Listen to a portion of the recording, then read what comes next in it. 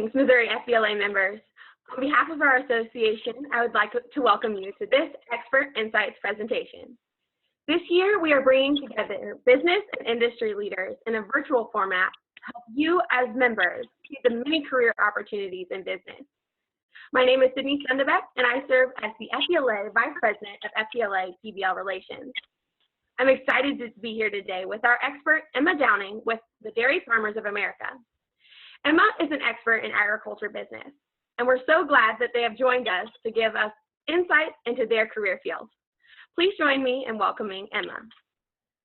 Hi, Sydney. How are you? I'm good. How are you? Good. Well, good afternoon, Emma. Thank you for being here with us today. Before we begin, I'd like to give you the opportunity to introduce yourself to our members. Could you tell us a little bit about yourself, your position, and your employer? Gotcha. So hi, everyone. Like Sydney said, my name is Emma Downing. I grew up outside Warrensburg, Missouri on a row crop and beef cattle farm. After high school and having a wonderful time in FBLA as well as FFA, I went to the University of Missouri and completed an undergraduate in agricultural economics, and then finished up a master's in the same emphasis area last May. In doing so, I transitioned from an internship to a full-time position with Dairy Farmers of America in the industry relations field. Dairy Farmers of America is what we call a milk marketing cooperative. So it's owned by around 13,000 members throughout the United States. And our number one mission within the cooperative is to pick up the farmer's milk, figure out where to put it, and return as much value back to the member milk check as possible. So I do a wide range of tasks within my job. Industry relations, my role is about as diverse as and vague as it sounds. So I work under the fluid milk marketing umbrella of DFA in the corporate headquarters in Kansas City, Kansas. And I do a variety of things because I have an ag-econ background, do a little bit of analytical work, so reporting on what's going on in the dairy markets to our customers, to our members. I also work on the government relations side and visit, well, pre-COVID, I visited DC pretty often, taking our members, leading them towards the correct offices, help them, advocate for the industry, ensure that the complexities of the dairy industry are well understood and well heard. I also work within our community arm of the cooperative. So as COVID hit, we saw a massive increase of milk that was needed at food banks all across the nation. And I helped kind of coordinate those efforts. I think we distributed several million servings of milk within a couple months. And I also work kind of a little bit with our commercial team and some of their partnerships, as well as supporting some senior leadership. So it's a diverse field and it's a diverse day. Depends on the day, depends on my task, for sure. Wonderful. Yes, sounds like you're a busy woman. If you're ready, we'll get started with some of our questions about your experience in the agriculture business industry. Cool. Sounds good. Okay, so you've told us a little bit about your position. Would you tell us kind of more about what your company does specifically and how you would describe your everyday work culture? Gotcha. So like I mentioned, DFA is a milk marketing cooperative. So we're owned by those 13,000 members. And like I mentioned, our job is to pick up the milk every day and figure out where to put it and get the best value possible for that milk. And so that sometimes entails working with customers. So if you think about the Crafts of the world, or, when you go and get a pizza at Domino's or Papa John's, our number one customers will know who makes all that cheese. So DFA milk, although we're not branded within that, is, prevalent throughout the food supply chain. We also own close to or around 90 manufacturing facilities. So those can be massive powder plants or they can be, small cheese plants all throughout the United States. We also export a fair amount of cheese and powder to Mexico, to Southeast Asia, to Middle East, North Africa. And so it's a very, very wide variety of tasks we have. Additionally, we try to see how we can support the farmer at the farm gate level. So lots of farm services, insurance, risk management, a variety. And I'm involved in quite a bit of that, but it really depends on the day. Gotcha. So could you share with our members what a typical work day looks like for you? I know you said you have a variety of tasks, but when you go into work, or if you're working from home, what would you do on a typical day? On the day, but typically, especially working from home, I start 8:15. We have a group meeting where, we used to all sit together in the office and collaborate and see if anyone needed help. And we don't really do that anymore. Can't do that. And so we have that morning meeting to go through kind of our daily task. Some days my day is completely full of meetings to talk about current projects and to work with different sectors of different teams to get tasks done and to ensure that there's transparency within tasks. We're working on a presentation for an executive. There's a lot of factors that go into that, how they want it to look, the feeling they want, the message they want to entail. And then some days especially before COVID, I would spend weeks on end traveling. So looking back to last June, I traveled 4 out of the 4 weeks of June, and that was going to conferences all throughout the United States with our dairy advocacy groups, talking about policies, what was going on in Capitol Hill, regulations that were going on within the states and how that impacted the industry. And so it really just depends. My work is pretty diversified, like I've mentioned, but it can change from day to day. But working from home, there's been lots of video conference calls and a lot of projects trying to go forth. We recently acquired the majority of assets of Dean Foods, which doubled our manufacturing capacity. So if you go from 47 plants to around 90, there's a lot to learn. So that's been a big effort to kind of get our mind around what the new DFA looks like, and we're only a couple months in. So steep learning curve. COVID has been, especially about a year and a half into my full-time job, but it's been interesting. It's been a good ride. Yeah. I have a quick question.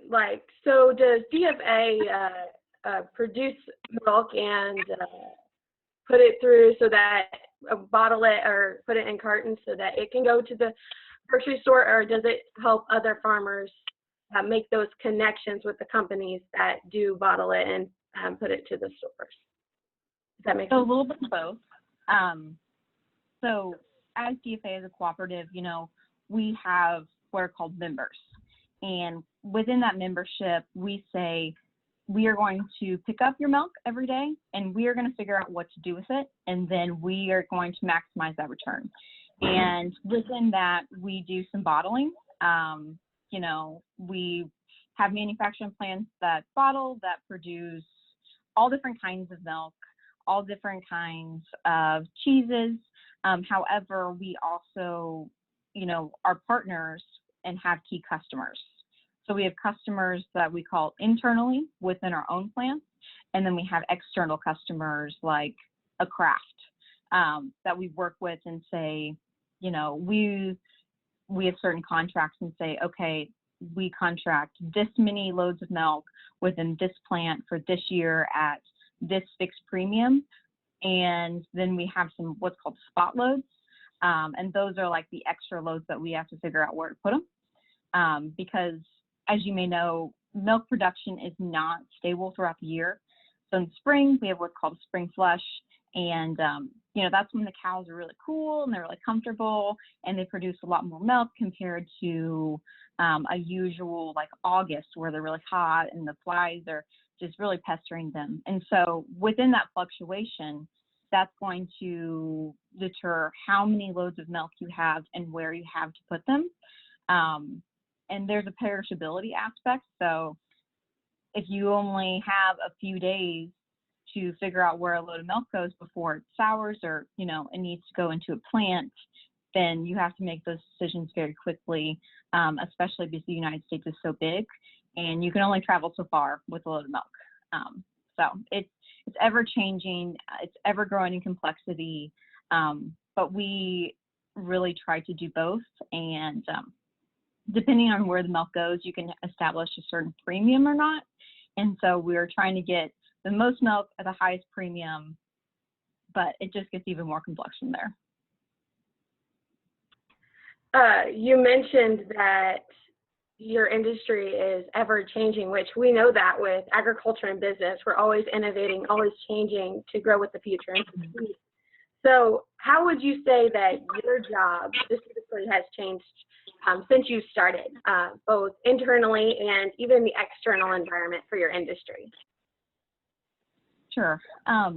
So my first internship with DFA was in 2016. And since then, we have built a new headquarters, partnered with several different companies, acquired several plants. And so that was ever changing. As we kind of go into more of a real, we're starting to realize how big we are, I think, and what fields we need to kind of grow and expand and put more emphasis into. I would say sustainability is definitely one of those fields. We have done the net zero by 2050 pledge. And so that's going to be a movement within the farms and within our manufacturing facilities. And, there's been a lot of effort and we're looking to, how do we track our carbon footprint at the farm level?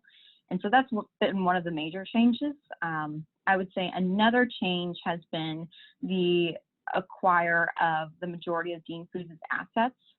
So I'm not sure if you know, but last fall, Dean Foods, which was our number one customer, so they're the company that does the bottling milk, and you may see Dean's dips and ice creams, a massive, massive manufacturer.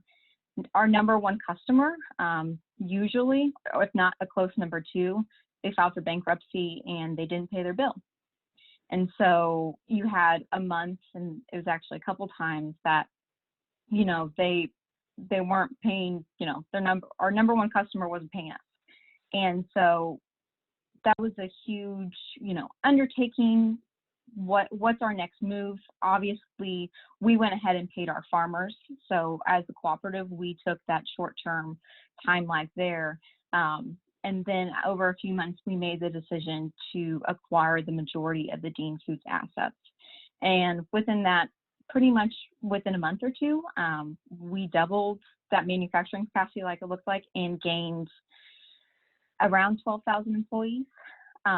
So we over doubled our employee count within a month, and this was all amidst COVID.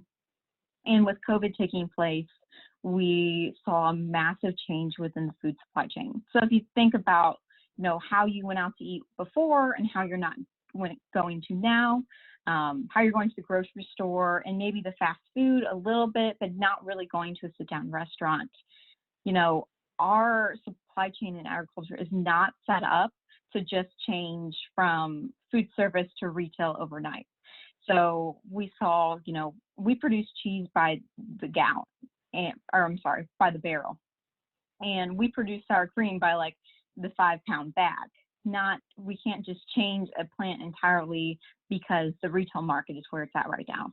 And so we saw massive, massive disruption. We were amidst some of our top milk producing months, so we had more milk in there anyways.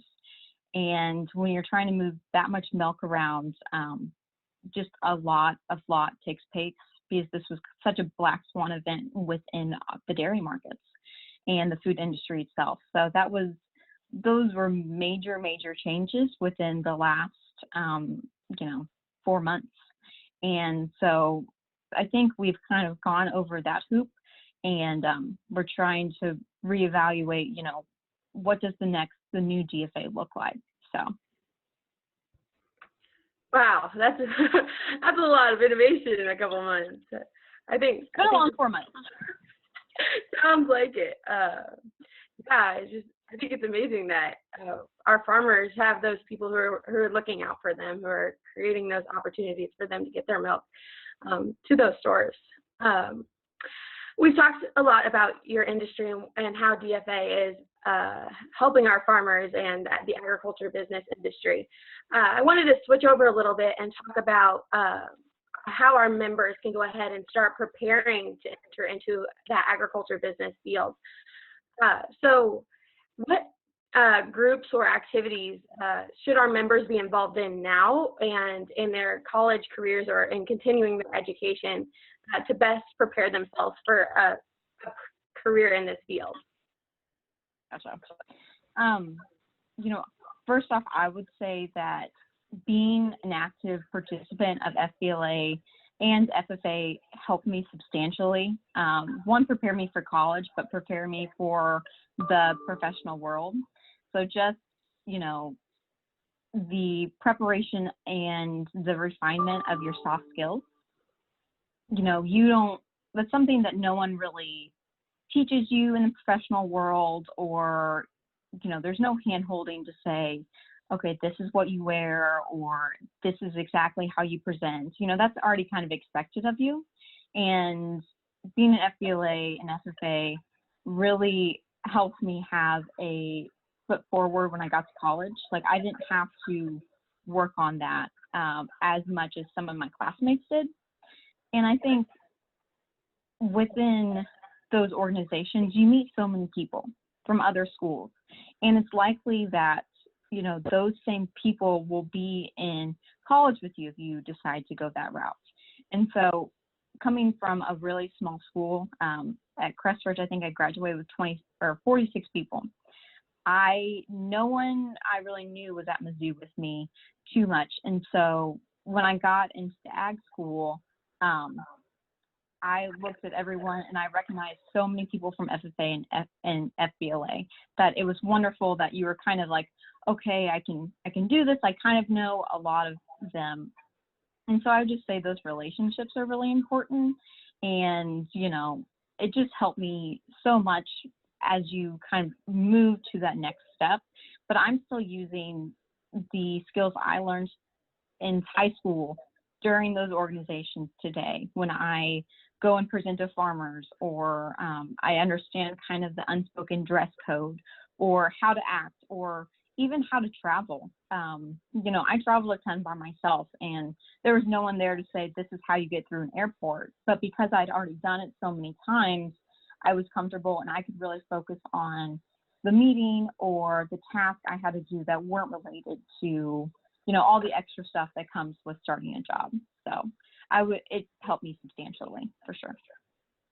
Yeah, and honestly, already I can relate to a lot of what you were saying. Those soft skills and connections that you just get through FBLA have already helped me substantially as well. So what is one thing that you wish you'd known when you were a student that you would like people to know who are interested in this career field that you think would help us? Gotcha.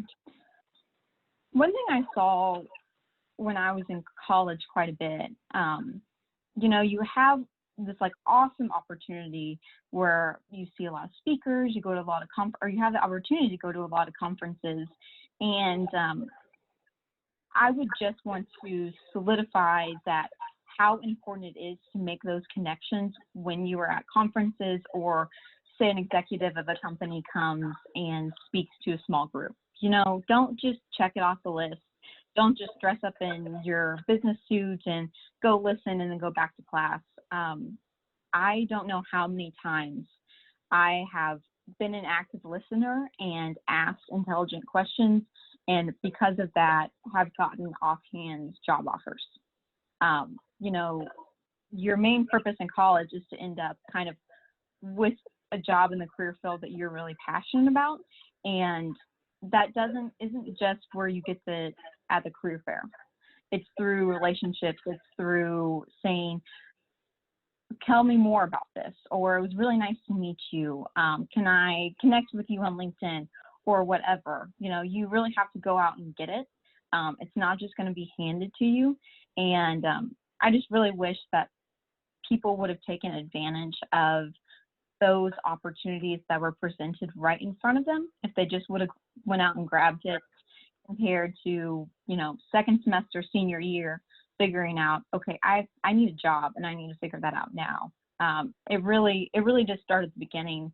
And if you start at the beginning, it's way easier throughout, you know, that time. Gotcha. Yeah, that makes a lot of sense.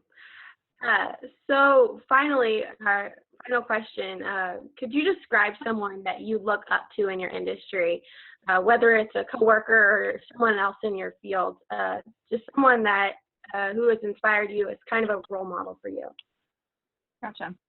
So I will say my boss and a few other people that I get to work with on the daily, I find really inspiring. They have a little bit of a longer tenure at DFA, and especially through the last 4 months, you know, I've had visibility to see that they are working tirelessly to make DFA better, return more value back to your farmer membership, but that too, just really try to do the right thing with the food donations or making things more efficient. You know, it's not just they put in the 8 hours, but it's a really caring about our member producers and the community that surrounds us. So. Yes. Well, I think that concludes our questions for this expert insight. It has been a pleasure speaking with you, Emma, and I know that our members will be more prepared for their career in agribusiness because of what you shared today. Before we depart, on behalf of the Missouri FBLA-PBL, I want to thank you for participating in this series. In this virtual environment, we are pleased to still have so many dedicated supporters willing to inspire our members into becoming community-minded business leaders. Until next time, this has been Expert Insights.